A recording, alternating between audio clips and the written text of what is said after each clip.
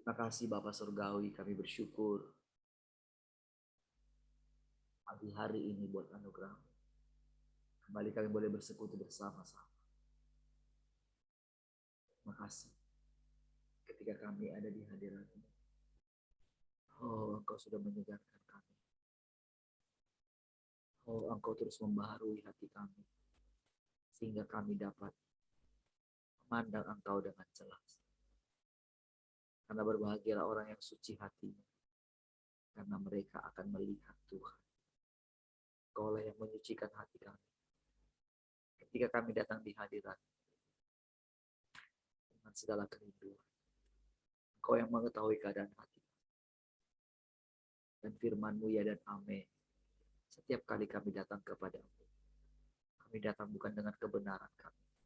Kami datang dengan kebenaran-Mu yang tinggal di dalam kami. Engkaulah kebenaran kami. Engkaulah kekudusan kami. Oh, dengan korban, dengan darah, kami datang menghampiri-Mu dengan penuh keberanian. Terima kasih Tuhan. Kami bersyukur dapat mengenal Engkau hari demi hari. Terima kasih. Terima kasih ketika kami ada di hadirat, makan bersama-sama. Oh, kami menikmati persekutuan ini. Terima kasih Tuhan. Terima kasih. Kalau ada masih hal-hal di dalam hidup kami, semua kami yang ada di sini, baik yang ada di radio juga. Kalau ada hal-hal yang tidak berkenan, oh kami mohon, kami dikuduskan kembali. Terima kasih, kami sudah dikuduskan. Terima kasih, kasih-Mu menyelimuti kami semua. Oh, melingkupi kami semua. Sehingga kami boleh, oh benar-benar makan sehidangan dengan Engkau. Boleh berbincang-bincang. Boleh bersekutu dalam persekutuan ini. Dan di dalam persekutuan ini, Engkau mencerahkan kami.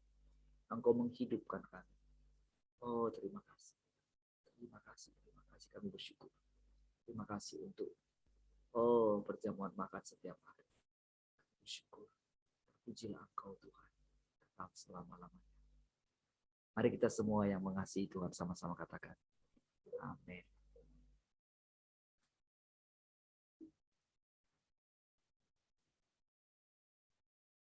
Baik, shalom. Selamat pagi semua.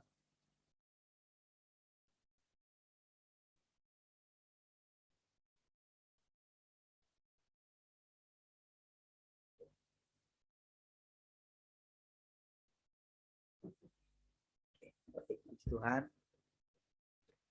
Bagaimana kabar saudara pagi hari ini?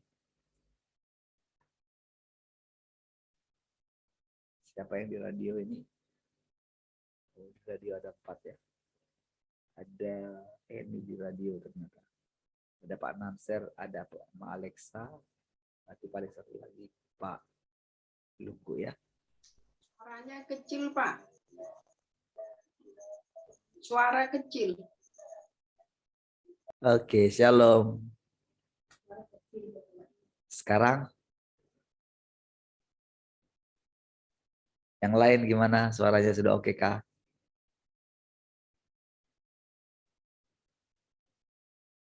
Shalom, Caca. Apa kabar? Baik,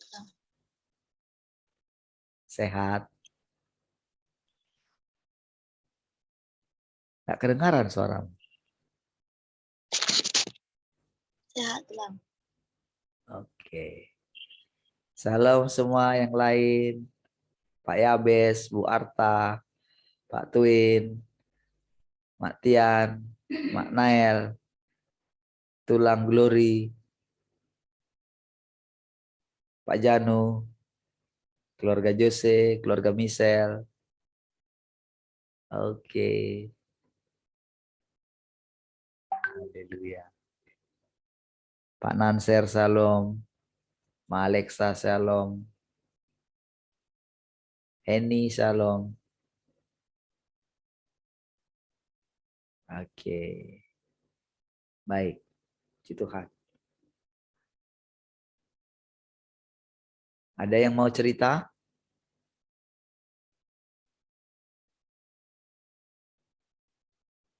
Haleluya. Mak Tian mau cerita kah?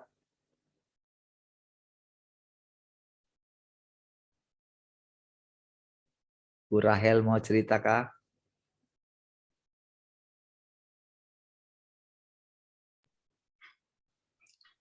Ya, shalom semua. Oh. Dalam 2 minggu ini saya melihat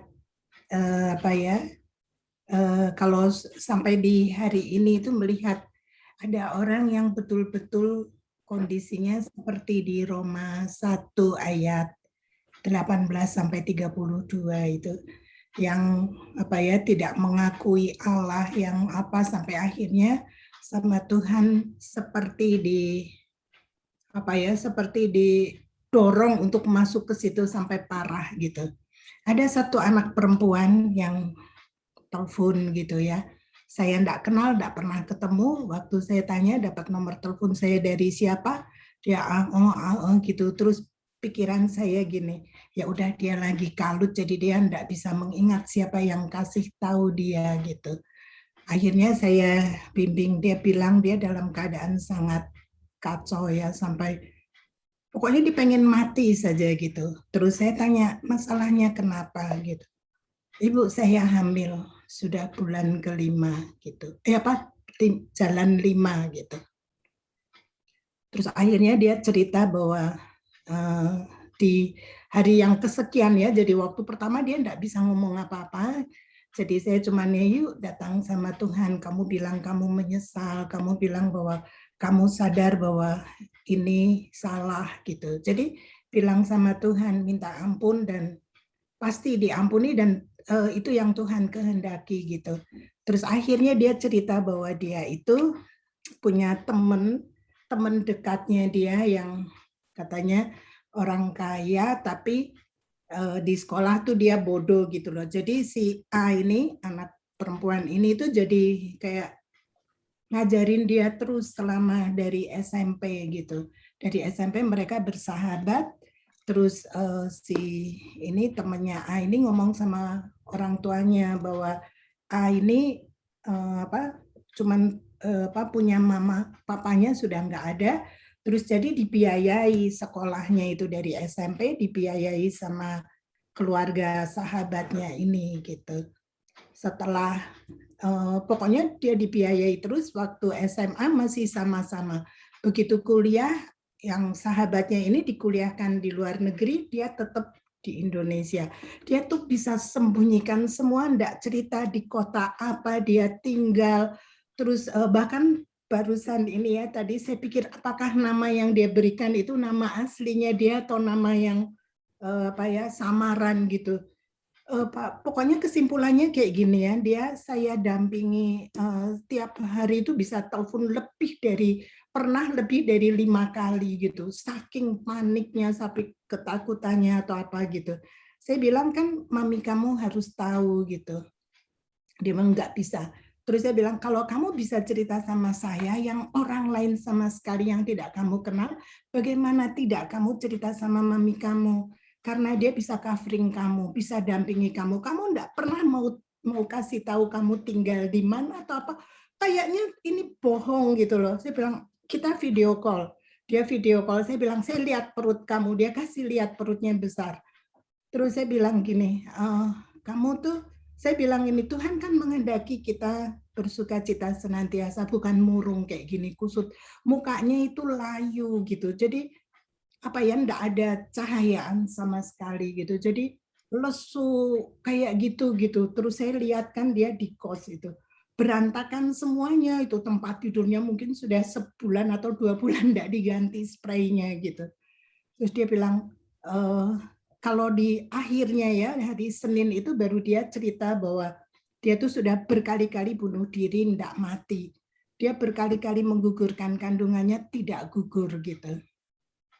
Waktu awalnya dia memang nggak bilang kalau bunuh diri, tapi berusaha membuang bayinya, iya. Terus saya bilang, sebaiknya bukan kayak gitu. Kamu serahkan saja sama yang Tuhan pencipta itu. supaya kalau Tuhan menghendaki bayi ini tidak lahir dia yang bertindak, bukan kamu gitu kan. Kalau seperti ini kamu seperti bunuh anakmu sendiri gitu. Jadi di dalam pertemuan itu saya kadang keras sekali bentak-bentak dia sampai gitu ya. Saya suruh dia, ayo mandi sekarang. Saya tungguin kamu mandi gitu. Setelah mandi kita bicara lagi. Jadi kayak seperti saya ada di kosnya dia. Itu spray diganti semua supaya kamu enak gitu. Kamu cuci muka dulu gitu sebelum ngomong. Ini berapa hari kamu enggak gosok gigi? Jadi hal-hal yang kecil, yang sepele, yang keseharian itu saya ngomong terus gitu. Terus saya bilang, kamu sudah makan belum? Enggak mau makan, Bu. Kan kurus, layu, lusuh sekali gitu ya, awut-awutan. Terus saya bilang, kamu punya apa makanan di situ? Itu ada biskuit katanya, ambil gitu, yuk makan bareng sama saya juga punya biskuit gitu. Jadi saya ambil biskuit, yuk kita makan barengan gitu. Dia makan sambil nangis gitu. Bolak-balik nangis sampai akhirnya saya juga ikut nangis gitu ya. Nanti ikut nangis, nanti saya kayak bentak-bentak dia gitu. Ayo bangun, enggak boleh kayak gitu. Bicara yang sopan gitu, duduk. Saya juga duduk, kenapa kamu tiduran sambil buang muka gitu. Enggak benar seperti ini gitu. Ayo harus berani menghadapi ini semua gitu. Kadang saya bilang, kan dia ceritanya gini. Jadi dia dibiayai sama bapak temennya itu sampai waktu SMA terjadilah hubungan yang salah itu gitu. Terus kenapa bisa gitu?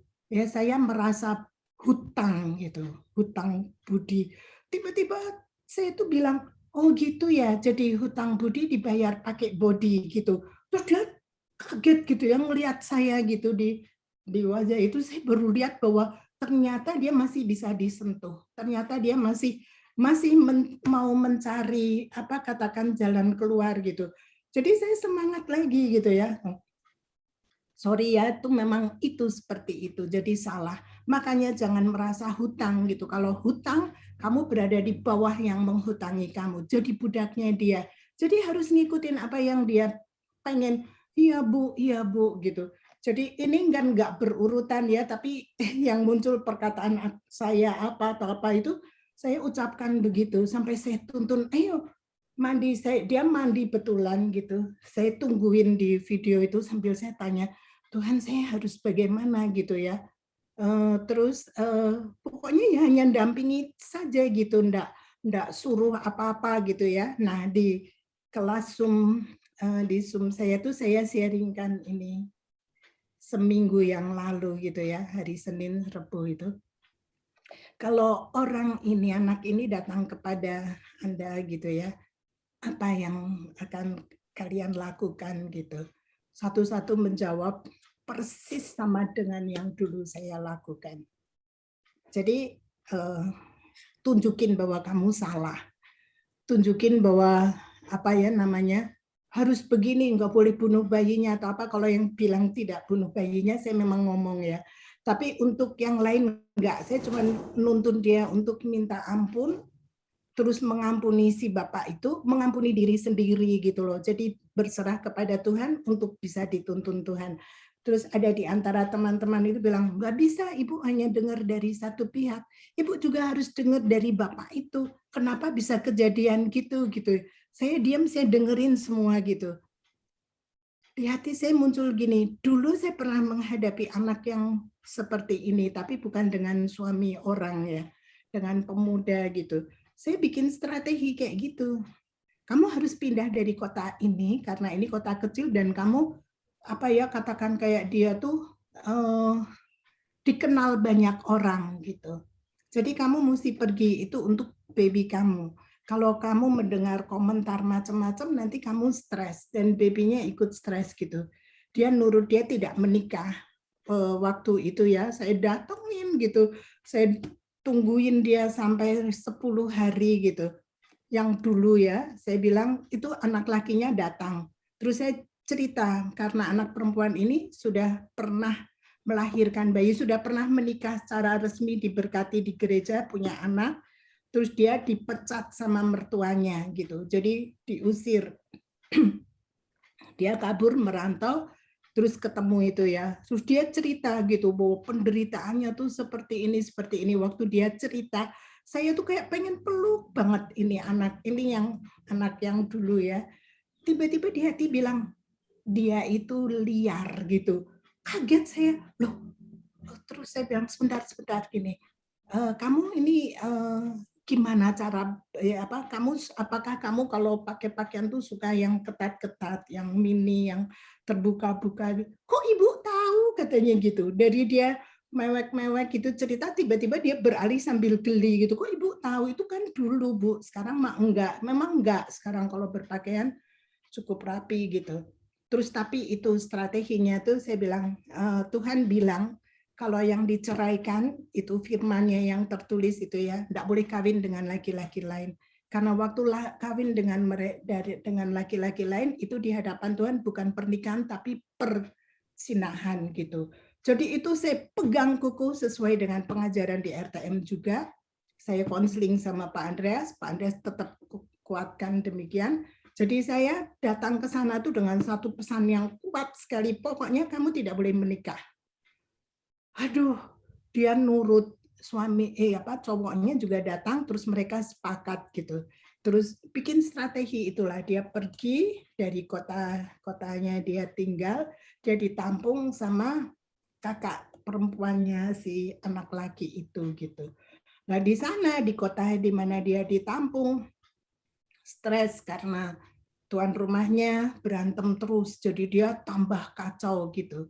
Dia tiba-tiba dia jalan sendiri gitu loh, pergi ke satu gereja atau persekutuan doa gitu. Pak pendeta yang di sana bilang, kamu masih muda, kamu berhak untuk bahagia, kamu boleh menikah sama laki-laki itu. Jadi si anak ini bisa marah luar biasa sama saya sampai bilang gini, mulai sekarang ibu jangan jangan turut campur dalam kehidupan saya.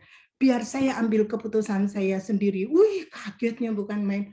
Saya ngomong lagi sama Pak Andreas, Pak, ini perkembangannya begini. Bapak diam saja gitu ya.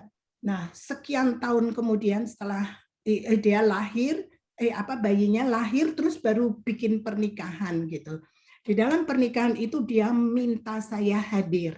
Saya nggak hadir, tapi Pak Andreas hadir. Wah, itu jadi ini pukulan lagi buat saya. Dia marah-marah, dia berani mengucapkan perkataan, Bapak saja yang pimpinan ibu mau datang. Ibu ini sombong banget, enggak mau datang. Saya bilang, kamu nggak tanyakan kenapa aku nggak bisa datang?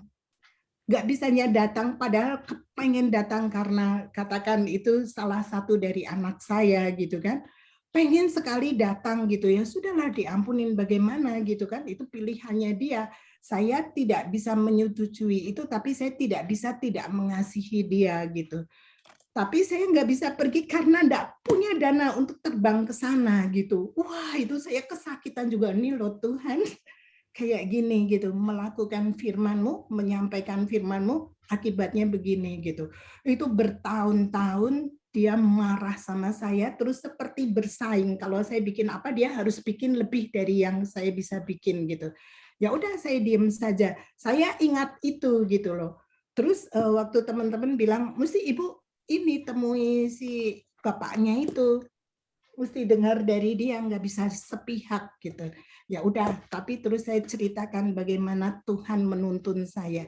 Tak ada tuntutan, enggak ada strategi yang harus kamu begini-begini, enggak. Cuman hanya datang saja sama Tuhan.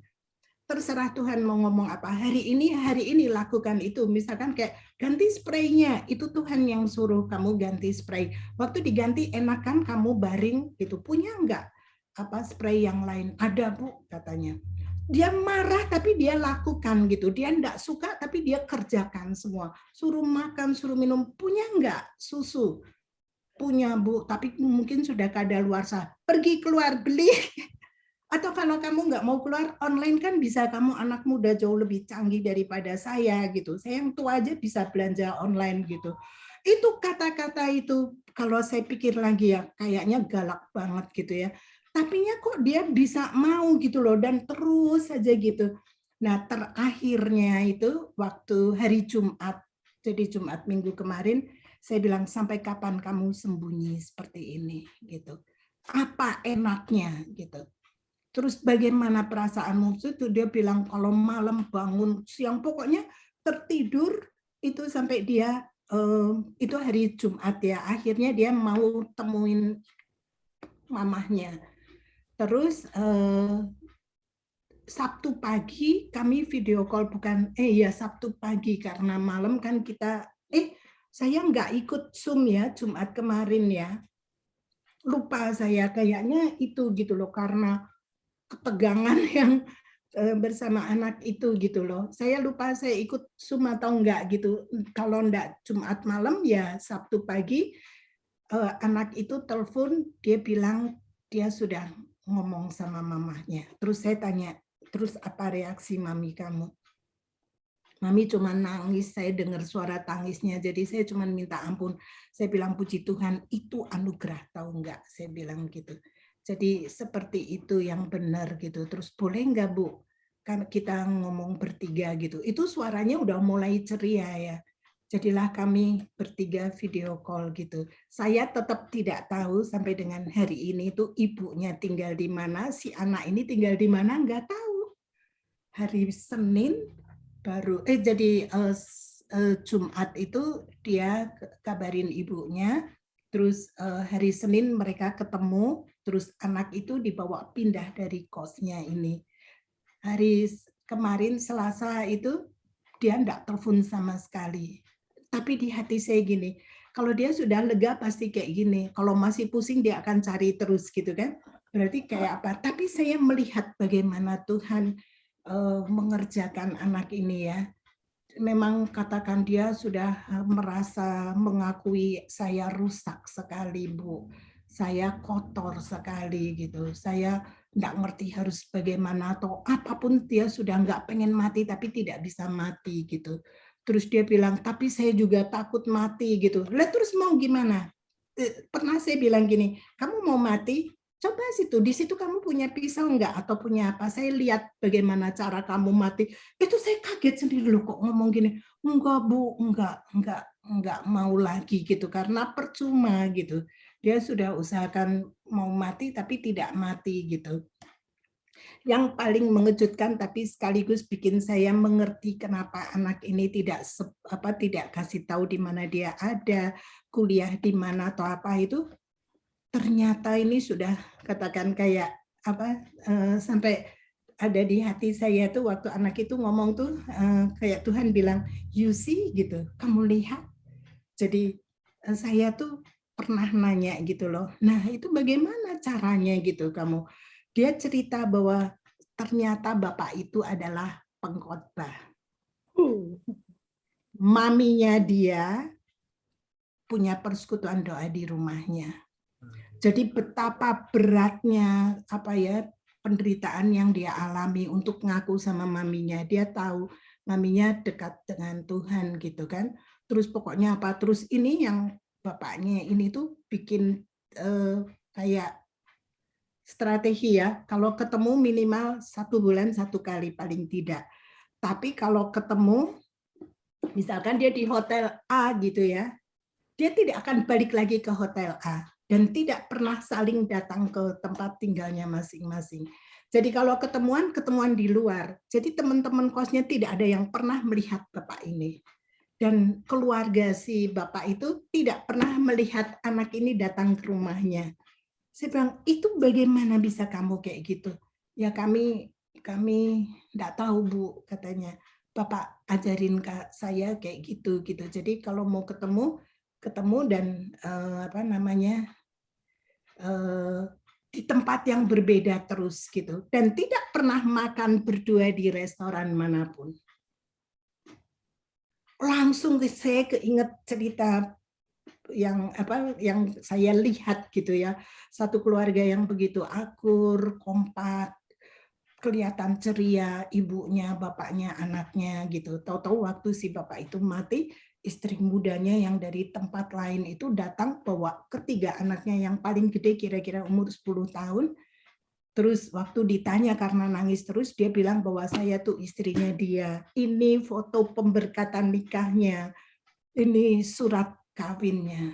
Bisa keluar surat kawin, bisa ada pemberkatan. di kota yang istri yang pertamanya itu pingsan seketika gitu kan, geger jadi di rumah duka itu.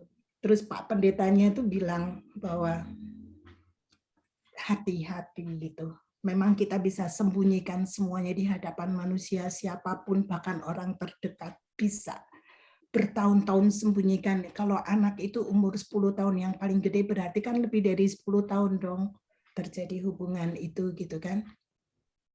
Nggak ketahuan. Tapi apa yang dilakukan dengan tersembunyi itu dilihat oleh Tuhan, dan Tuhan bisa siarkan gitu secara besaran kayak gitu. Tapi kan bapak itu sudah mati, selesai gitu. Istrinya kan dan anak-anaknya yang sangat kaget gitu. Tiba-tiba saya keingat itu. Terus saya ngomong firman itu sama anak ini. Iya Bu, gitu. Dan selama SMA itu kan nggak terjadi kehamilan gitu. Sekarang di umur 23. Jadi saya pikir gini, kalau waktu SMA kelas 1 dia mungkin umur 15 atau 16 ya. Sampai ke 23 kan 6 tahun lebih gitu.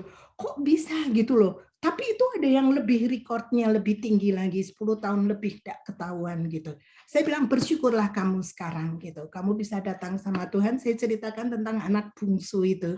Kamu datang kepada Tuhan, itu yang Tuhan kehendaki, bukan kematianmu. Bukan kamu terseret semakin jauh lagi. Tapi kamu berbalik, hanya berbalik saja sama Tuhan, Tuhan sendiri yang akan sembuhkan kamu atau apa gitu. Jadi itu enggak tahu hari keberapa gitu ya, ngomong seperti ini. Saya cuman gini, ide ya Tuhan, kok bisa gitu loh. Kok bisa ya, kok bisa? Karena si Bapak itu pengkhotbah dan kayaknya cukup besar, makanya dia sembunyikan namanya, dia sembunyikan kota di mana dia ada dan di mana Bapak itu ada atau pelayanan gitu. Buat saya tuh sampai saya bilang kok bisa ya Tuhan, kok bisa? Yang dijawab Tuhan apa? Memang bisa, tapi bukan itu esensinya, bukan itu yang penting. Bagaimana ke depannya yang penting gitu. Oh iya Tuhan gitu. Tapi sebentar lagi aduh kok bisa ya? Lagi saya ini bisa ya sembunyi demikian rupa rapinya kayak gitu, tapi penderitaannya enggak kurang-kurang. Saya melihat bagaimana dia sangat menderita itu loh. Dari wajahnya, dari omongannya, dia kadang marah banget, saya yang dibentak. Kalau dia bilang, ini gimana gitu, mau mati? Matilah situ, saya bilang gitu. Mati saja, saya lihat gimana cara kamu mati gitu. Itu bisa jadi kayak berantem, kayak apa gitu. Tapi waktu setelah ketemu sama maminya hari Senin itu, baru dia cerita bahwa bapak itu pengkhotbah, makanya dia sakitnya luar biasa gitu. Merasa ditipu, merasa apa? Kan saya waktu itu masih SMA kelas 1. Apapun gitu, tapi itu sudah tidak penting lagi. Yang penting sekarang kamu ambil keputusan, kamu berbalik kepada Tuhan, atau kamu mau jalanin caramu sendiri gitu. Jadi ada berantemnya, ada nangis bersama, ada apa, tapi saya melihat banget, katakan kayak anak bungsu itu terjadi di dalam hidupnya dia, berbalik sama Tuhan, di bagaimana Tuhan merangkul dia sampai dia, waktu saya bacakan Roma 1 ayat 18 sampai 32 di situ, itu saya suruh dia baca sendiri, terus dia bilang inilah keadaan saya Bu, saya kayak gini Bu, saya goblok banget, saya tolol, paling tolol di dunia, bilang gitu. Tuhan bisa mengubah kamu jadi cerdas, bukan tolol lagi. Saya bilang gitu karena kamu diciptakan serupa dan segambar dengan Tuhan. Terus pokoknya kalau dia ngomong apa, tiba-tiba muncul perkataan yang menimpa bahwa kamu tidak seperti itu. Itu kamu sedang ada dalam tipuan setan. Tapi waktu kamu datang sama Tuhan, Tuhan yang akan covering kamu gitu. Jadi sudah terjadi perdamaian sama ibunya kan. Jadi saya nggak tahu kelanjutannya, mungkin selesai sampai di sini. Dia sudah dapat itu, dia pasti pengen sembunyikan identitasnya. Saya tidak pernah telepon dia, tapi dia terus yang telepon saya gitu. Tapi saya merasakan gini, anugerahnya Tuhan untuk saya boleh melihat ini. Jadi apa yang dulu pernah kita lakukan itu tidak bisa jadi patokan mati untuk kita kerjakan persis seperti itu. Tapi hari demi hari ini Tuhan suruh kita ngomong apa, suruh bentak ya saya bentak saja gitu. Meskipun akhirnya bingung, kok bisa ya aku galak banget kayak gini gitu. Sampai kayak sebagian besar perhatian saya, kegiatan saya tuh terarah sama dia, kepikiran gitu. Tuhan, saya kan kata Tuhan nggak usah mikir-mikir kan. Waktu dia ngomong apa, engkau sendiri yang menjawab. Saya nggak mau mikir, tapi itu kayak apa ya, kayak hadir gitu loh, kayak anak itu ada di dalam rumah saya, kegelisahannya dia, ketakutannya dia, perasaan dia yang kacau gitu. Dia bilang saya benci banget sama bapak itu. Saya tidak bisa mengampuni. Kalau kamu tidak mengampuni, kamu juga tidak diampuni Tuhan. Ngomong kayak gitu, dia kaget lagi. Kenapa ibu gitu? Nah itu firman-Nya. Kalau kamu tidak mengampuni, bagaimana bisa? Gitu. Tuhan tidak juga kayak doa Bapa kami bilang apa gitu. Terus banyak sekali dalam 12 hari itu seperti saya sibuk banget sama dia bersama dengan Tuhan gitu. Tapi bersyukur gitu, sehari kemarin hari Selasa tidak ada telepon apa-apa sama sekali. Saya nggak tahu apakah dia masih mau hubungin saya atau enggak. Itu Tuhan, urusannya Tuhan. Tapi saya melihat anugerah Tuhan atau kasih-Nya gitu ya, yang Pak Palin beberapa hari ini cerita tentang esensinya Allah itu, hakikatnya Allah atau jati dirinya Allah itu, dia kasih itu betul. Serusak kayak itu ya, kalau dia ketahuan sama siapa-siapanya, sampai dia tuh cerita, saya bermusuhan sama adik-adik saya. Jadi saya yang paling besar, tapi saya yang paling seenaknya sendiri gitu. Itu bisa muncul semua sampai dia bilang, kan adiknya pernah minta dibelikan apa atau bayarin sekolah, dia enggak mau kasih. Padahal dia lebih dikasih sama bapak itu. Terus saya tanya gini, sampai hari ini kamu masih ditransformasi, Bu? Terus kamu mau lanjutkan enggak? Gitu. Kalau kamu memang tidak harus jujur dengan hati kamu sendiri, kamu berani stop. Enggak ketemu, enggak apa, tapi duitnya juga tidak. Karena waktu duitnya itu diterima, dia akan terhubung terus. Nanti bisa ada lahir yang kedua dan yang ketiga. Saya ngomong gitu, dia gitu ya Bu. Iya, saya bilang, jadi kamu harus berani hidup sama Tuhan saja, enggak mengandalkan Bapak itu lagi. Iya Bu. Jadi berani nanti bulan Desember enggak terima apa-apa dari Bapak. Iya Bu. Wah, saya lega banget.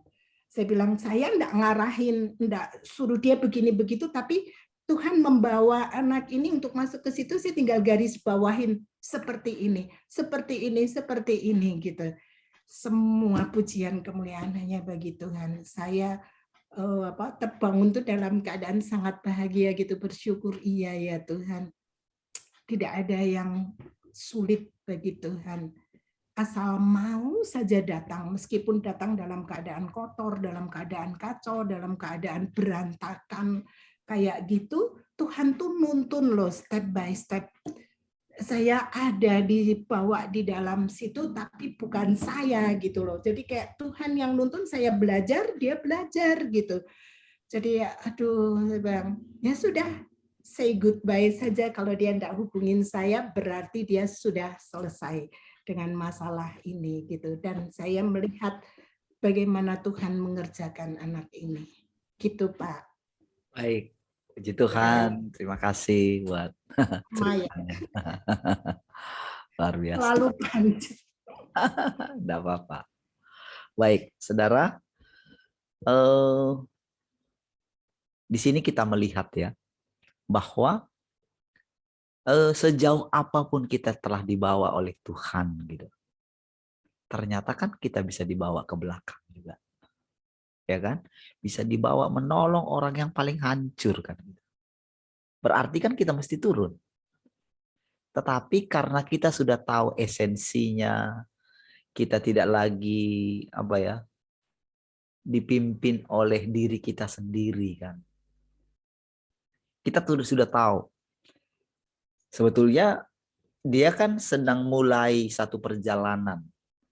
Jadi begitu selesai kita bawa seperti ini ya, dalam tempo Ibu bilang tadi 12 hari ya. Jadi itu sebetulnya sedang membawa masuk di pintu gerbangnya sorga gitu. Kehidupan di sorga sebetulnya. Dan itu sebetulnya sudah masuk di proses dirampas sebetulnya. Dirampas, dibawa ke tahta Allah gitu. Nah, jadi selanjutnya nanti bagaimana kehidupan dia. Kan tergantung, kalau Tuhan Yesus dulu dia strictly. Tapi itu kan memang karena waktunya sangat singkat sekali. Pergilah dan jangan berbuat dosa lagi. Tapi di dalam perkataan itu perkataan itu karena memang waktu Tuhan itu singkat. Tapi di dalam perkataan itu ada muatan yang luar biasa. Muatan hidup. Jadi bukan sekedar, itu bukan larangan. Bukan gini. Bukan sekedar perintah. Tapi di dalam perintah itu ada kehidupan. Ada kuasa untuk menjalani tidak berbuat dosa lagi. Itu ya, itu bedanya. Nah, kadang kan kita dengan perjalanan panjang kita, kalau dengan ini ya, dengan kita bagaimana 12 hari. Ya, 1 hari banding 12 hari ya. 1 kali, Tuhan kan 1 kali. Coba lihat ada beberapa kali peristiwa seperti itu. Jangan berbuat dosa lagi supaya tidak terjadi yang lebih parah kepadamu. Perempuan Samaria itu kan juga sekali. Ya paling lama 30 menit lah itu. Paling lama itu. Waktu itu 30 menit. Ya. Nah, tapi itu sudah membuat benar-benar dia berbalik. Kan kita kan tidak diceritakan bagaimana hidupnya perempuan Samaria itu selanjutnya. Tetapi dari situ kita melihat ada satu perubahan yang sangat besar sekali. Sekalipun Tuhan tidak mengatakan tinggalkan suamimu yang 6. Ya kan? Tinggalkan suamimu semua, kan dia nggak ada bilang. Tetapi di dalam percakapan itu, ini dia saudara yang sebetulnya hari-hari ini kita sedang dibawa. Kenapa kita 3,5 tahun gitu? Kan hidup Tuhan Yesus 3,5 tahun ya. Jadi itu seperti satu satu anugerah bagi kita gitu. Untuk menjalani, karena kan akulah jalan, kebenaran dan hidup. Kan gitu. Jadi dia itu sekarang menjadi jalan gitu di dalam kita dengan percakapan setiap hari. Kan selama ratusan hari ini bukan kita langsung lancar-lancar terus kan? Tetapi apa yang terjadi dalam hidup kita? Entah kenapa kok bisa kita setiap hari sekarang rajin nunggu dia, renungkan dia. Kan terbangun di dalam kita. Satu hal yang boleh dikatakan dulu nggak pernah. Saya jujur nggak pernah ngalamin seperti ini. Setiap hari seperti ini. Bahkan setiap hari.